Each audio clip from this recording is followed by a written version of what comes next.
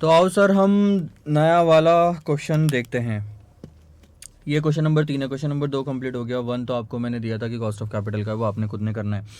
So question number 3 ध्यान देंगे, मैं पढ़ता हूँ आपके सामने। Ganesha limited is setting up a project with a capital outlay of 60 lakhs. Ganesha limited एक प्रोजेक्ट सेटअप कर रहे हैं जिसमें पैसा कितना लगने वाला है सर? 60 लाख का अमाउंट लगेगा। It has two alternatives in financing the project cost. अब ये 60 लाख रुपए सर लाएंगे कहाँ से? मेरा को प्रोजेक्ट है, प्रोजेक्ट में पैसा डालूंगा तो पैसा कमाऊंगा उस पर काम करके। तो ये 60 लाख रुपए जो लगने वाले हैं सर, वो आएंगे कहाँ से? दो ऑल्टरनेटिव क्वेश्चन में आपको दिया हुआ है सर। पहला ऑल्टरनेटिव है 100% इक्विटी, कि 60 लाख का पूरा आप इक्विटी शेयर से लेके आओ। तो 60 लाख आपने इक्विटी शेयर मार्केट में बांटे और उसके लिए आपको पैसा मिला। सो 10 रुपये के हिसाब से अगर आप उसको रेस करेंगे तो 60 लाख का कितने शेयर्स होंगे? 6 लाख के।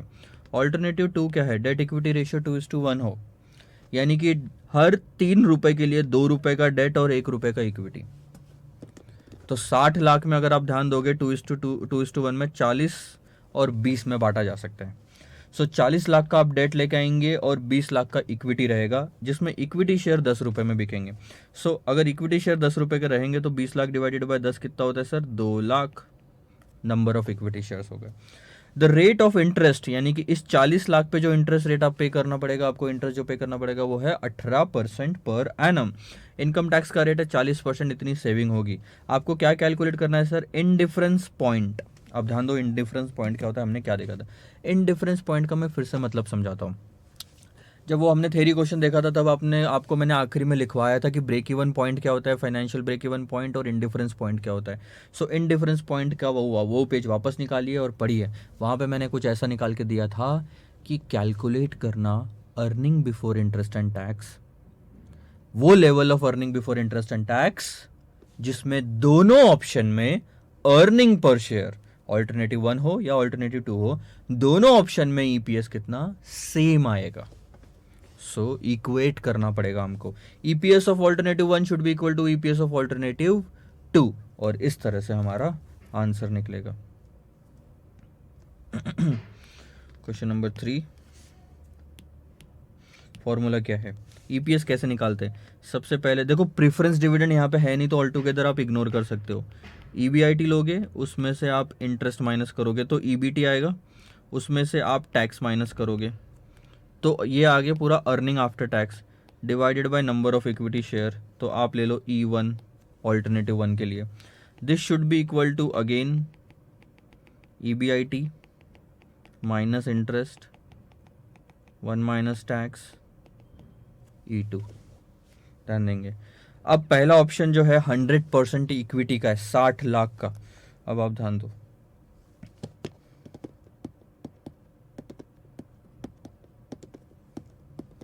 ठीक है। और निकालना क्या है सर हमको? वो लेवल निकालना है ईबीआईटी का। सो ईबीआईटी माइनस 0 लिखूंगा क्योंकि इंटरेस्ट इस केस में है ही नहीं पहले वाले ऑप्शन में। और आपका टैक्स रेट है 40%। नंबर ऑफ शेयर कितने sir? 6 lakh. 60 lakh divided by 10, 6 lakh. यहाँ पे भी आपको ईबीआईटी निकालना है। और इस केस में इंटरेस्ट कितना रहेगा? 18%। कितने पे लगेगा सर? सर ये लगेगा पूरा 40 लैक्स पे, क्योंकि 40 लाख का आप डेट रेज कर रहे हो, ठीक है। सो 40 लाख पे 18% निकालो, 7,20,000। 1 माइनस 0.40, और ये हो गया 4 लाख, नहीं क्या होगा, 2 लाख। नंबर ऑफ शेयर कितने आएंगे? 2 लाख, क्योंकि 20 लाख ही इक्विटी शेयर इशू किया इसमें। 20 lakh divided by 10, 2 lakh. Solve करते हैं, ध्यान दो। अच्छा, इसके पहले मैं यहाँ पे नोट में लिख लेता हूँ। Option 1, option 2,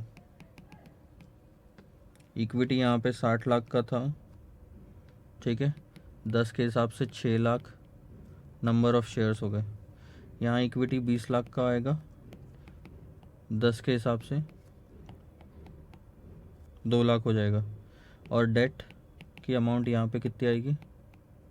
40 lakh. इसी तरह से आपका टोटल कैपिटल 60 लाख, 60 लाख। अरे ज़्यादा जगह छोड़ी नहीं ना मैंने, चलो हमारे पास में तरीका है।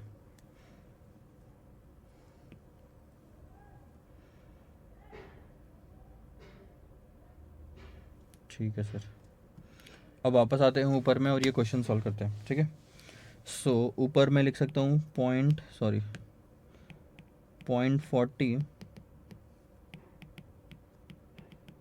EBIT divided by 6 lakh,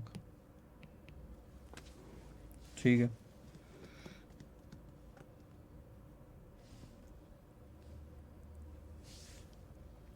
EBIT अब यहाँ पे नहीं 0.40 नहीं 0.60 रखेंगे ना सर, यहाँ तो आ जाएगा 0.60 EBIT, देन यहाँ पे 0.60 EBIT इक्वल टू 7,20,000 का 0.60 इज़ 4,32,000 डिवाइडेड बाय 2 लाख। सही कर रहा हूँ मैं, कहीं गलत है? 2 लाख इंटू, अब क्रॉस मल्टीप्लिकेशन करो, ये जो 2 लाख है ये 2 लाख आपके इधर चले जाएंगे यहाँ, और ये जो 6 लाख है ये 6 लाख चले जाएगा आपका उधर में, ठीक है।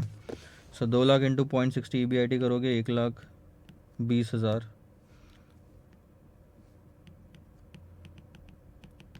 EBIT आएगा, और ये 6 लाख को उधर मल्टीप्लाई करो तो ये बन जाएगा 3 लाख,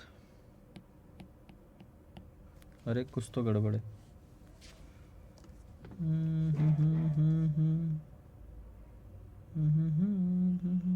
ठीक है, इतना भारी कैलकुलेशन करने की ज़रूरत नहीं है, नहीं तो पंगे हो जाएंगे।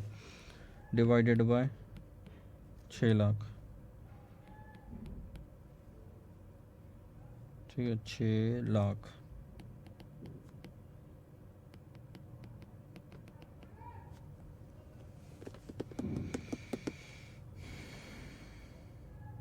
चलो यार एक काम करो, सबसे बेस्ट बताता हूँ, क्योंकि कैलकुलेशन बढ़ जाएंगे अगर आगे ऐसे ही किया तो। ये 2 लाख को, ये जो 2 लाख आपको दिया है इसको इधर लेके आओ। सो 2 लाख इंटू 0.60 इंटू EBIT दिखेगा। अब ये 2 लाख डिवाइडेड बाई 6 लाख है, सो 1/3 होता है।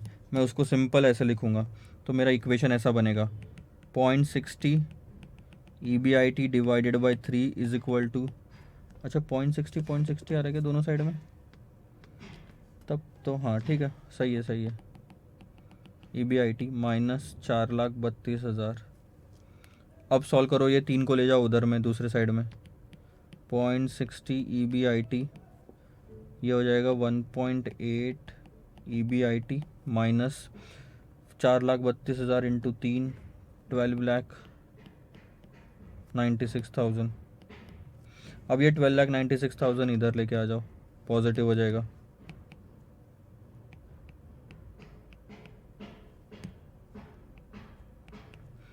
और ये 0.60 उधर लेके जाओ EBIT का, तो 1.20 EBIT बन जाएगा आपका। और ये 1.20 फिर से इधर लेके आओ, डिवाइडेड बाय 1.20, सो EBIT आपका आएगा 10,80,000। देखा, अगर मैं कैलकुलेशन थोड़ा बहुत, अब देखो गलती तो मैं भी कर रहा था और गलती ये आप भी करोगे। अगर आपने 6 लाख को उधर मल्टीप्लाई कर दिया सीधर में 0.60 से, तो 6 लाख को 4,32,000 से कैसे मल्टीप्लाई करोगे? यहाँ क्वेश्चन खड़ा होता है कि सर यहाँ से कहीं ना कहीं दूसरा सॉल्यूशन निकालना पड़ेगा, क्योंकि 6 लाख इंटू 4,32,000 लिखने में बहुत लंबा हो जाएगा, आपका कैलकुलेटर भी एक्सेप्ट नहीं करेगा। तो इसीलिए आपको तरीके निकालने पड़ेंगे कैलकुलेशन को कम करने के लिए। सो मैंने 2 लाख और 6 लाख जो एक दूसरे के साइड में लिखा हुआ था, 2 लाख इधर लेके आया, 2 लाख डिवाइडेड बाय 6 लाख होता है 1/3, सो मैंने 1/3 कर दिया, यानी कि 3 डिनोमिनेटर में आ गया और अब कैलकुलेशन ईजी हो गया। जितने हो सकते हैं कैलकुलेशन छोटे करने की कोशिश करो और उसके बाद मल्टीप्लिकेशन, ताकि कहानी आपकी आसान बने। सो दिस 10,80,000 क्या है sir? 10,80,000 is the EBIT level at which both alternatives लिखेंगे हम,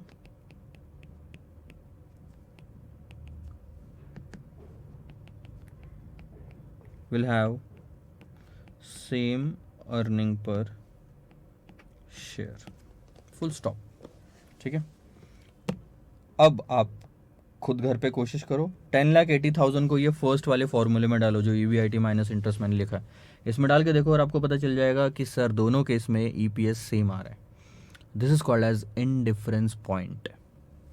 ठीक है, लिखो अब इतना सारा।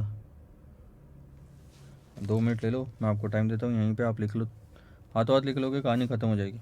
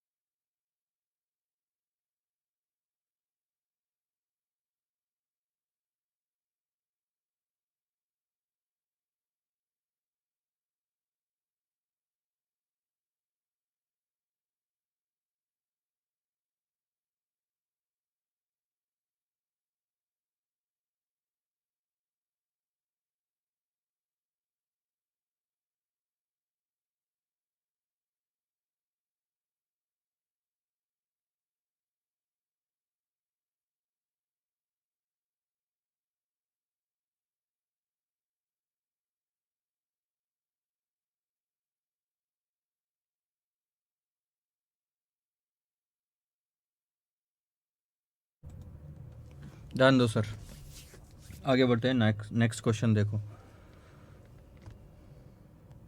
Question number 4।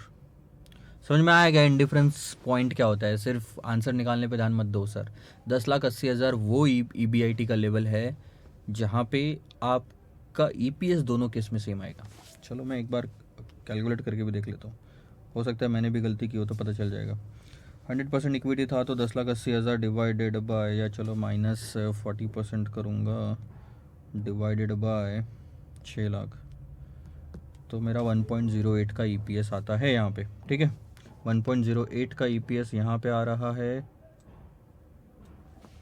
और दूसरे केस में 10,80,000 माइनस इंटरेस्ट था कुछ 7 लाख समथिंग का, 20,000 का,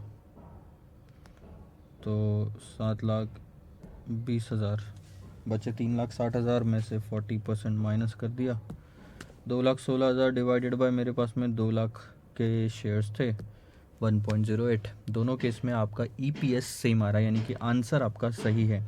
सो क्रॉस चेक करने के लिए this is very good idea. Have a look on this 4th question. Ganpati limited is considering 3 financing plan. 3 plan है गणपति लिमिटेड के बारे में, उनको पैसों की जरूरत है, पैसा मार्केट में रेस करना है, और उनके पास में 3 प्लान है। The key information is as follows. Total investment जो लगना है वो है सर 2 लाख रुपए का इन्वेस्टमेंट, और जो प्लान्स ऑफ फाइनेंसिंग प्रोपोर्शन, मतलब तीनों प्लान के बारे में जो डिटेल दी गई है वो कुछ इस तरह से है कि प्लान ए में आप 100% इक्विटी लाएंगे। इसका मतलब क्या है सर, पूरा का पूरा 2 लाख इक्विटी से आएगा। प्लान बी में 50 इक्विटी 50 डेट है, तो यहाँ पे जो 1 लाख इक्विटी आएगा उस पे लगेगा इंटरेस्ट। प्लान सी में 50 इक्विटी 50 प्रेफरेंस है, यानी कि इस पे लगेगा प्रेफरेंस डिविडेंड। अब आप ध्यान दोगे तो नॉर्मली तीनों ऑप्शन में इक्विटी जरूरी है। क्यों? क्योंकि बिना इक्विटी के कंपनी सेटअप ही नहीं कर पाओगे। इक्विटी शेयर होना कंपलसरी है, डेट हो या ना हो, प्रेफरेंस हो या ना हो, इसीलिए तीनों केस में आपको, और बहुत सारे क्वेश्चन जो उसमें इक्विटी आपको हमेशा दिखेगा। आइए देखते हैं आगे। कॉस्ट ऑफ डेट है 8%, यानी कि जो आप ये 1 लाख रुपए रेस करेंगे डेट के सेकंड ऑप्शन में, उस पर 8% का इंटरेस्ट देना पड़ेगा। Cost of preference shares theoretically यहाँ पे 8% दी हुई है। Generally cost of preference shares ये 8 से ज़्यादा होनी चाहिए, यानी कि कॉस्ट ऑफ डेट से ज़्यादा होनी चाहिए। ठीक है, हम सेम मान के चलेंगे। टैक्स रेट है 50% का। Equity share of the face value of 10 each will be issued at a premium of ₹10 पर शेयर, यानी कि टोटल कितने में इशू किया जाएगा? 20 रुपए में। यानी कि जब जब इक्विटी शेयर इशू करोगे सर, 20 रुपए का एक शेयर मार्केट में बिकेगा। इतनी सारी डिटेल आपको मैंने समझा दी क्वेश्चन की। अब आइए आगे, कमाई कितनी होगी सर? आइए सर पैसों की बात करते हैं। 80,000 रुपए की earning before any interest, any equity dividend, any preference dividend और टैक्स। आपको क्या कैलकुलेट करना है तीनों प्लान में? You are required to determine for each plan EPS कितना है, फाइनेंशियल ब्रेक इवन पॉइंट क्या होगा, और इंडिकेट करो कि कोई प्लान डोमिनेट करता है क्या किसी और को, और बताओ कि कंप्यूट करो EBIT range among the plans for indifference. सब कुछ कवर हो गया इस वाले क्वेश्चन में। सो थोड़ा टाइम लगेगा इस क्वेश्चन को सॉल्व करने के लिए, लेकिन आपका दोनों तीनों पॉइंट यहाँ पे कवर अप हो जाते हैं।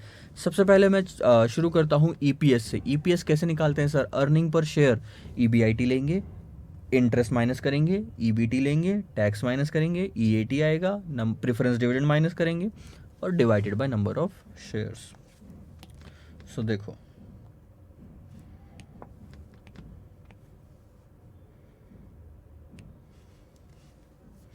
पहले तो मैं प्लान ले लेता हूँ यहाँ पे, इक्विटी, डेट,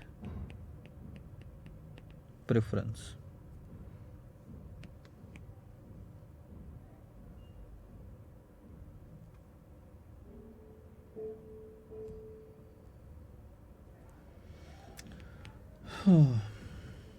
प्लान 1,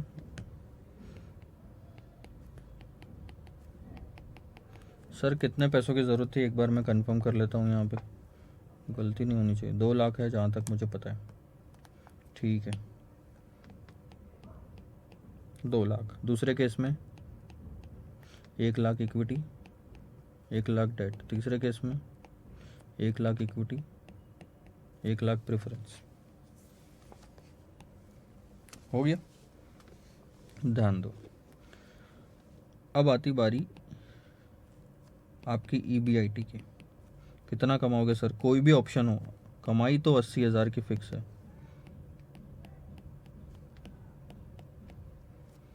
अब माइनस करेंगे इंटरेस्ट। अब इंटरेस्ट कितने रेट पे है? 8% पे। किस पे? डेट पे। सो 1 लाख पे जो सेकंड ऑप्शन है इसी में इंटरेस्ट लगेगा, क्योंकि और बाकी किसी ऑप्शन में इंटरेस्ट नहीं आएगा, ठीक है। तो ये हो गया आपका EBT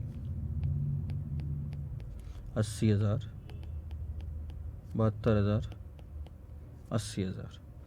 अब इसमें से सर हम माइनस करेंगे टैक्स। टैक्स माइनस करेंगे तो टैक्स का रेट पता होना ज़रूरी है, 50%। गुड। सो टैक्स देखो 50% हमने माइनस किया, कितना आएगा? इस पे 40,000, इस पे अगर आप लोगे तो 36,000 और इस पे आएगा 40,000। चलो, अब आएगा आपका earning after tax 40,000, 36,000, 40,000। Sir earning after tax में से क्या माइनस करते हैं? प्रेफरेंस डिविडेंड, और वो भी कितने रेट पे है? 8% पे है। तो वो कितना आ जाएगा? 8,000। सो EAT फॉर इक्विटी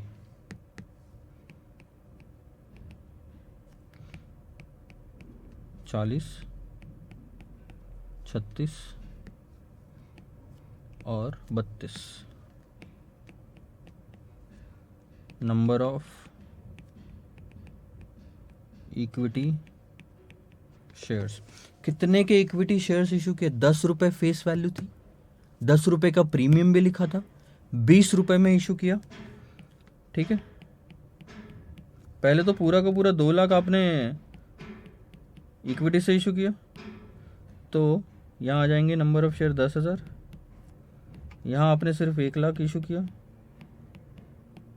तो 5,000,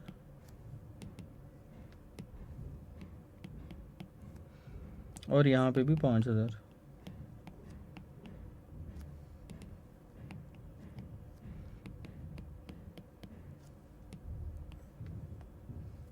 EPS यहाँ पे 4 का EPS आया, सही लिख रहा हूँ क्या मैं? 10 × 20, ठीक है, 36/5। अरे रे रे, 7.2 का EPS, 6.4 का EPS।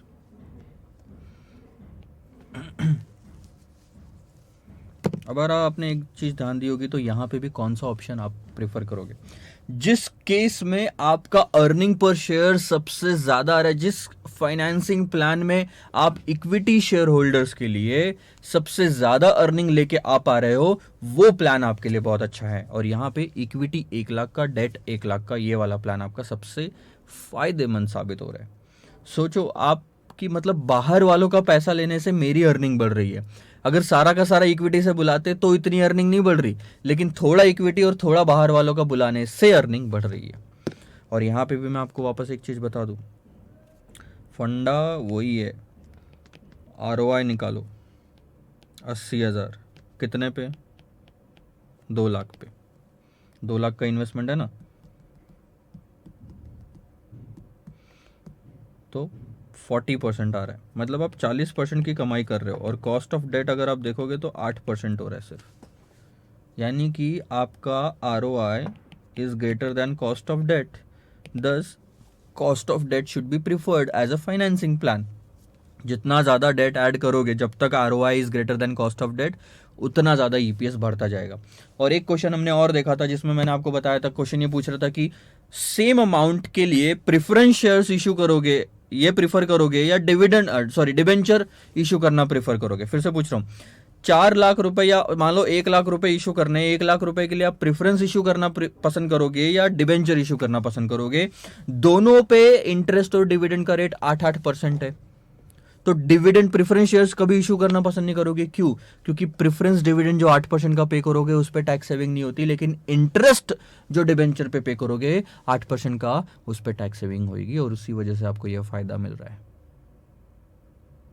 वापस आप डेट की तरफ जा रहे हो। 90% आपको जो क्वेश्चन आएंगे उसमें ध्यान देना, इक्विटी और डेट वाला जो ऑप्शन है वो सबसे ज़्यादा प्रीफर किया जाएगा। ये पहला क्वेश्चन हमारा खत्म हुआ, मतलब पहला पार्ट खत्म हुआ इसमें से।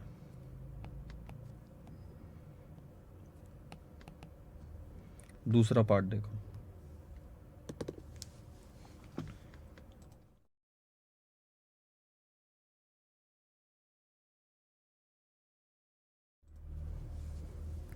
दूसरा पार्ट क्या बोलता है, हमको क्या कैलकुलेट करना है? The financial break even point. ये क्या होता है सर? फाइनेंशियल ब्रेक इवन का मतलब होता है नो प्रॉफिट नो लॉस,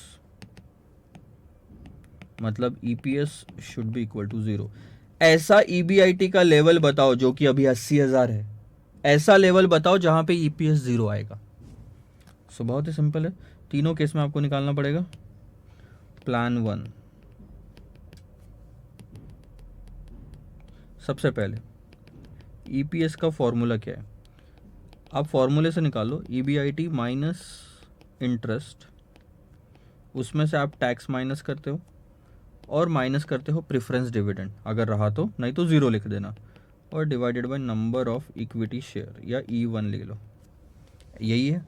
अब आपको चाहिए ईपीएस 0, सो प्लान 1 में डालो आप 80,000। सॉरी, ईबीआईटी तो निकालना है ना आपको। ईबीआईटी प्लान 1 में अगर मैं आपको आंसर बताने जाऊं तो बहुत ही सिंपल सा आंसर है। अगर आप इसको ध्यान दोगे पूरा का पूरा, तो प्लान 1 में इक्विटी है, ना इंटरेस्ट है ना प्रेफरेंस है, तो हमको कुछ कवर करने की ज़रूरत ही नहीं। यहाँ पे ईबीआईटी का जो ब्रेक इवन पॉइंट है वो है 0। कुछ भी मत कमाओ तो ईपीएस 0 रहेगा, कुछ भी कमा लिया तो ईपीएस कुछ ना कुछ आएगा। ध्यान दो कैसे। इंटरेस्ट, या फिर ना मैं पहले आपको लिख के बता देता हूँ, फिर उसके बाद ये प्रूव करके बताऊंगा आपको। तो आपने एग्ज़ाम में क्या लिखना है ये मैं बता देता हूँ।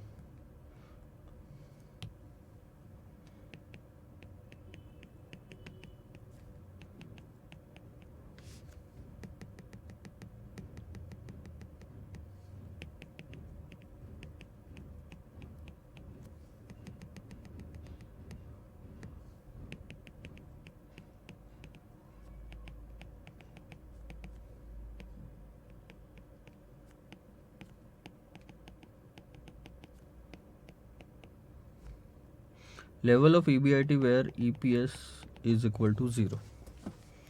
ठीक है। अब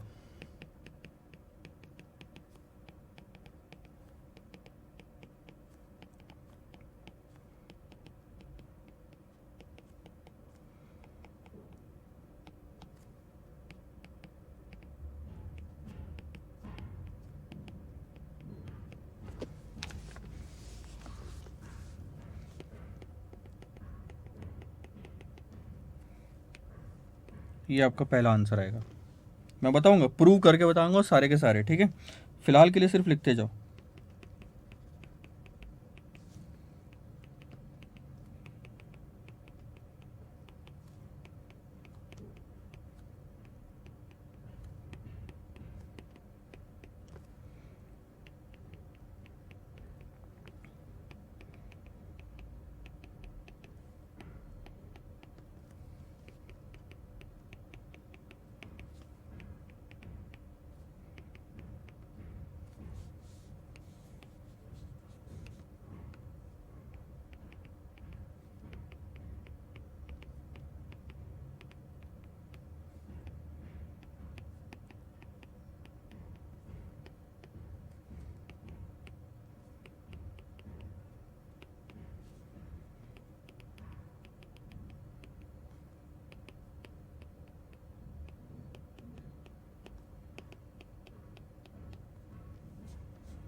तो ये आपके 3 आंसर है।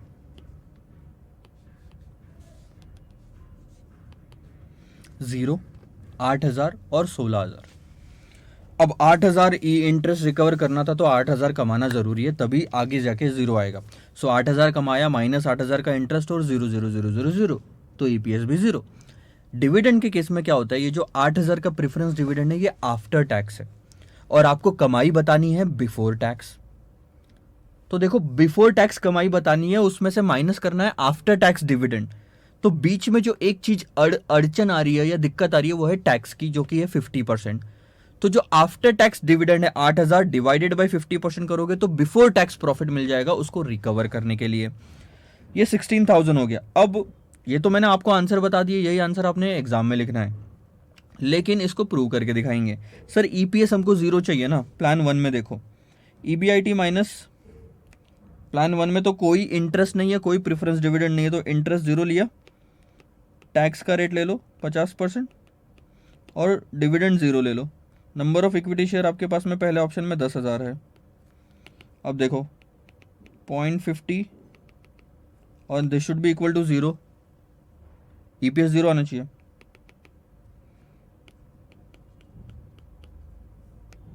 should be equal to 0, so therefore 0.50 EBIT should be equal to 0 and EBIT should be equal to 0। आया पहला आंसर जीरो में। सेकंड वाला देखोगे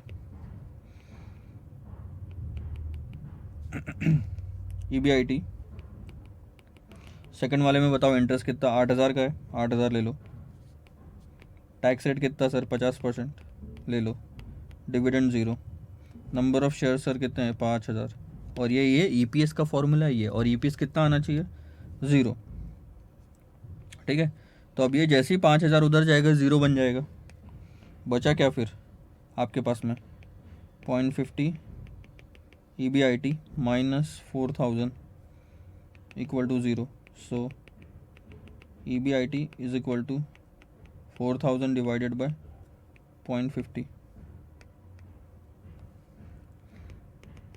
यानी EBIT इज इक्वल टू 8,000। आया सेकंड आंसर। तीसरा, ये मैं अभी करके दिखा रहा हूँ, अगली बार नहीं करके दिखाऊंगा। EBIT माइनस इंटरेस्ट कितना है सर, ज़ीरो। टैक्स रेट कितना है sir, 50%। Preference dividend 8,000। Number of share 5,000 should be equal to zero. 5,000 उधर जाएगा ज़ीरो हो जाएगा, 8,000 उधर जाएगा पॉजिटिव रहेगा। सो आपका आंसर ऐसा रहेगा अगर आप इसको सॉल्व करोगे तो।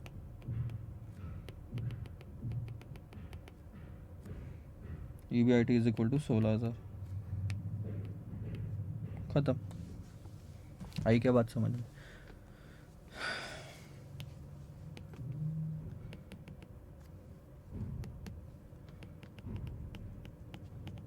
Financial break even point in plan 1, 2, 3, 0, 8,000, 16,000।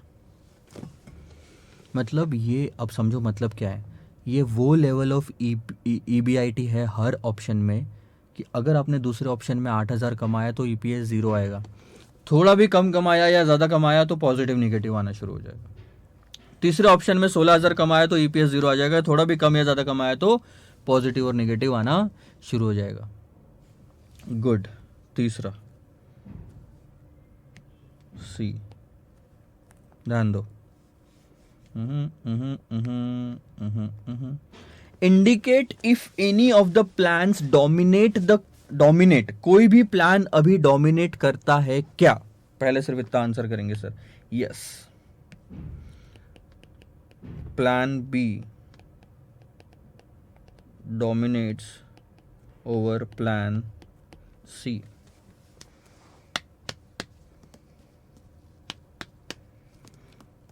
क्यों? बिकॉज, या आप बोल सकते हो यार, आप अगर सिंपल सा आंसर देना चाहो ना तो आप इतना बोल सकते हो कि प्लान भी डोमिनेट करता है because it has higher EPS, simple. या आप ऐसे भी लिख सकते हो plan B dominates plan C because दोनों केस में 8,000 पे करना पड़ रहा है, लेकिन प्लान बी में 8,000 पे 50% की टैक्स सेविंग हो रही है, लेकिन प्लान सी में कुछ भी नहीं मिल रहा। अब मैं बोलने वाला था घंटा कुछ नहीं मिल रहा, सॉरी।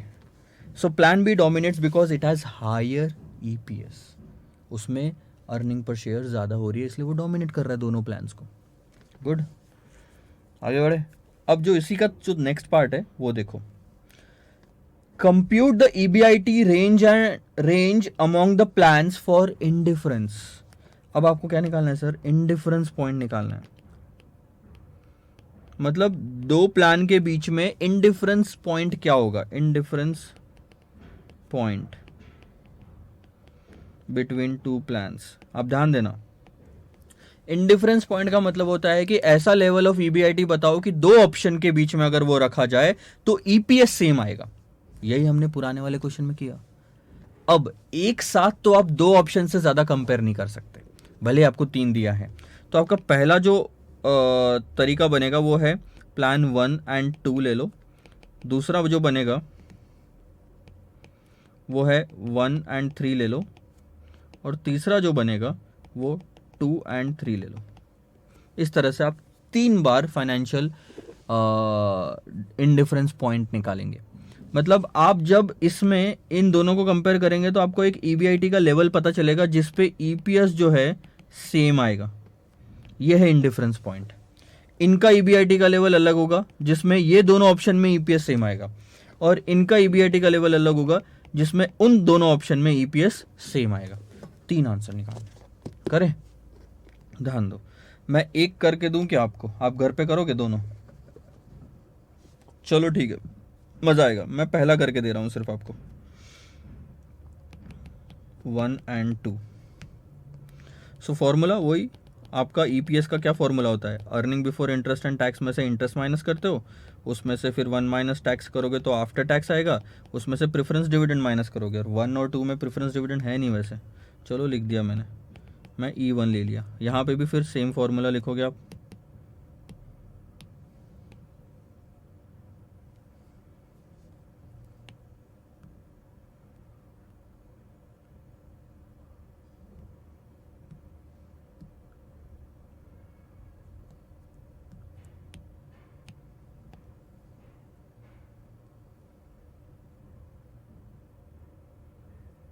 दिक्कत हो जाती है सर।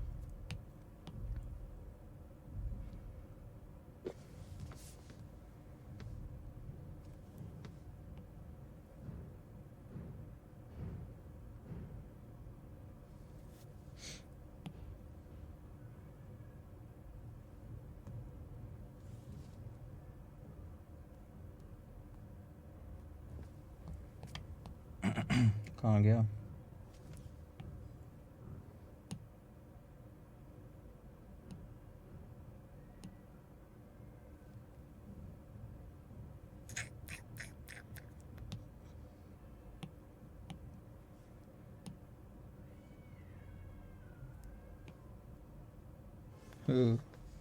अब ये हो रहा है हैंग, इसलिए अभी आपको 2-2 3-3 बार दिख रहा है। चलो इसको करते हैं, निपटाते हैं।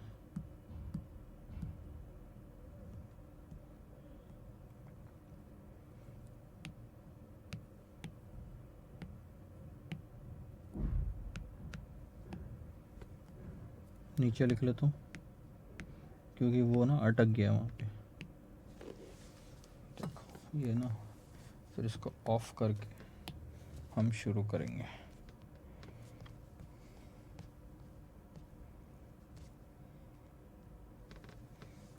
ठीक है सर, ध्यान देना, छोटे में लिखता हूँ, EBIT minus interest 1 minus tax minus preference dividend divided by E2। सो आपको ऐसा EBIT का लेवल निकालना है। इसमें इंटरेस्ट 0 है, पहले वाले ऑप्शन में 100% इक्विटी है, फिर 1 minus 0.50 minus preference dividend 0 10,000।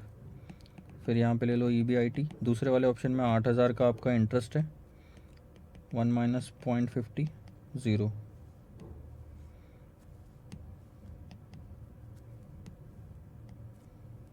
Divided by यहाँ आएंगे 5,000।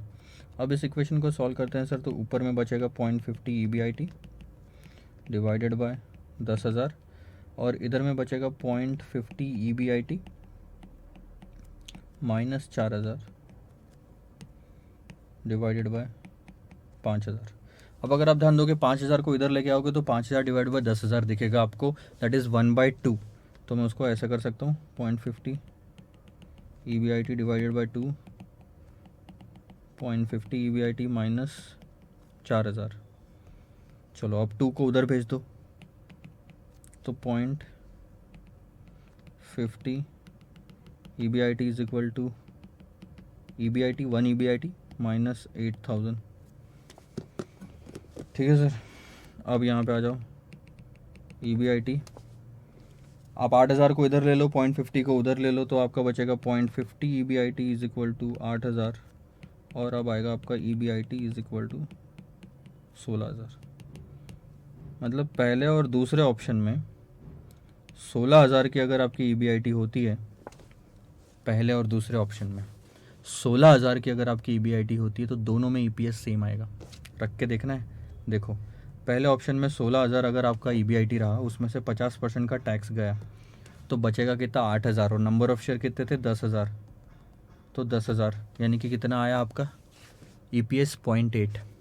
दूसरे ऑप्शन में ले लो 16,000 का EBIT, उसमें से 8,000 का इंटरेस्ट माइनस हो जाएगा, सही बात है, बचा कितना 8,000, इसमें से 50% टैक्स माइनस हो जाएगा, बचा कितना 4,000, और नंबर ऑफ शेयर कितने हैं डिवाइडेड बाय 5,000। इस केस में भी EPS आपका कितना आ रहा है सर 0.80। आई क्या बात समझ में? ठीक है। अब ऐसे ही आप दूसरे ऑप्शन के बीच में करेंगे जिसमें 1 और 3 है, और तीसरे ऑप्शन के बीच में करेंगे जिसमें 2 और 3 है। 1 और 3 का मैं आंसर आपको बता देता हूँ, आप खुद करके देखेंगे, सेम इसमें फॉर्मूले में रखना है आपको। 1 में अच्छा ठीक है, 3 में अच्छा ठीक है, बाहर में आएगा 0.50 EBIT माइनस 8,000 16, उसका आंसर आना चाहिए सर 32,000। डबल देख लेता हूँ मैं क्रॉस चेक करके, 32,000 लेस 50%, 16,000 डिवाइडेड बाय 10,000 यानी कि 1.6, फिर 32,000 less 50%, 16,000 minus 8,000 divided by 5,000, sorry 1.6, yes सही है। आपका EBIT सेकंड ऑप्शन का आना चाहिए 32,000, और यहाँ पे आपका आंसर आएगा नो इंडिफरेंस पॉइंट। अब तीसरी वाली चीज़ समझो थोड़ा सा, मैंने थर्ड वाले में कोई EBIT नहीं निकाला, और मैंने ज़ीरो भी नहीं लिखा, ऐसा नहीं लिख रहा हूँ कि EBIT ज़ीरो आएगा, और ये क्यों मैं बता रहा हूँ आपको।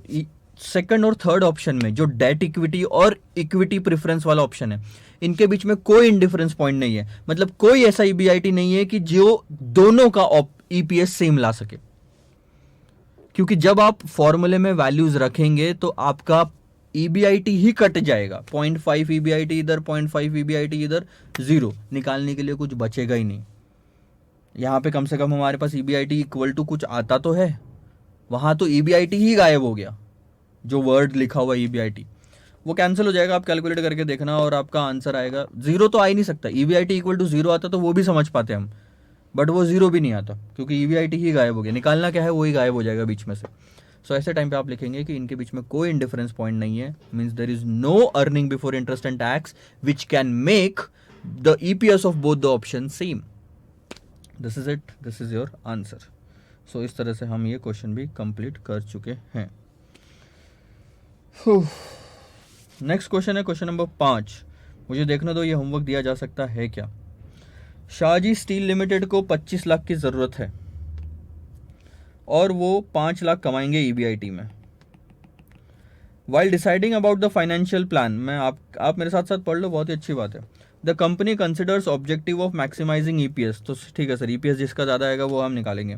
It has 3 alternatives to finance the project, 3 alternative है जिसमें से आप डेट रेज करोगे 2.5 लाख, 10 लाख और 15 लाख का, and the balance in each case will be equity share. So 2 ही चीज़ आप इशू कर रहे हो यहाँ पे, ध्यान देना। इस केस में डेट है और इक्विटी है, 3 ऑप्शन है, 1 2 3, और तीनों ऑप्शन में उसने बोला 2.5, 10 और 15, यानी कि यहाँ 2.5 लाख का डेट, 10 लाख का डेट, 15 लाख का डेट, और बैलेंस जो भी बचा ना 25 लाख में वो आप इक्विटी रेज करोगे। The company share is currently selling at 150 but it is expected to decline to 125 in case funds are borrowed in excess of 10 lakhs। ठीक है, 150 और 125 ध्यान देंगे, मैं आपको बताता हूँ। टोटल 25 लाख है, तो यहाँ 22,50,000 रेस करोगे, यहाँ आप 15 लाख रेस करोगे, और यहाँ आप सिर्फ 10 लाख रेस करोगे इक्विटी का।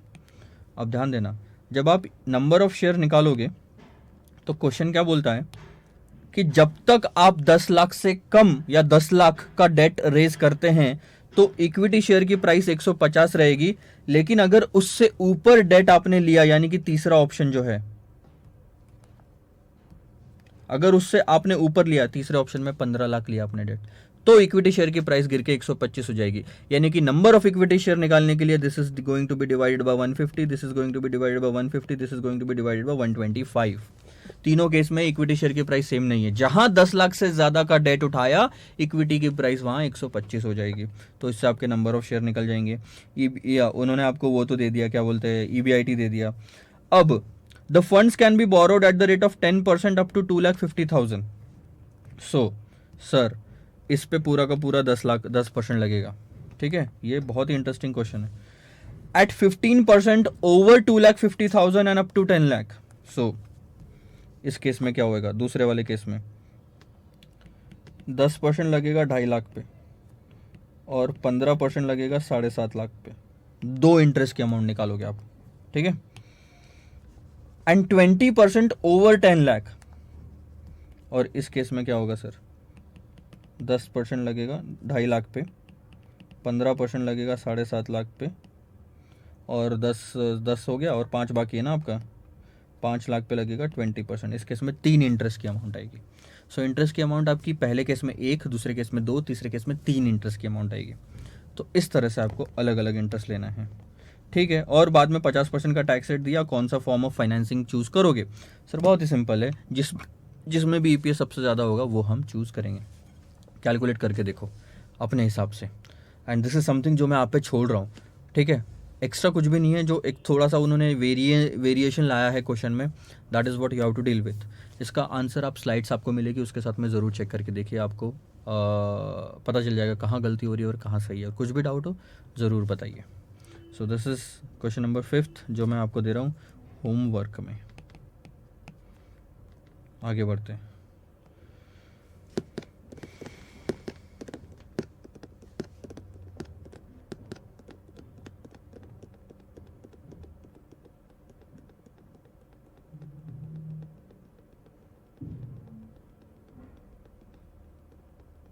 ठीक है, 6th वाला तो मैं कराऊंगा आपको, उसके बाद देखते हैं क्या क्या करना है। होमवर्क बाद में और दूंगा, फिलहाल के लिए सिर्फ इतना ही। इस लेक्चर को हम यहीं पे समाप्त करते हैं, क्वेश्चन नंबर 6 और उससे आगे हम अगले लेक्चर में देखेंगे। Bye bye.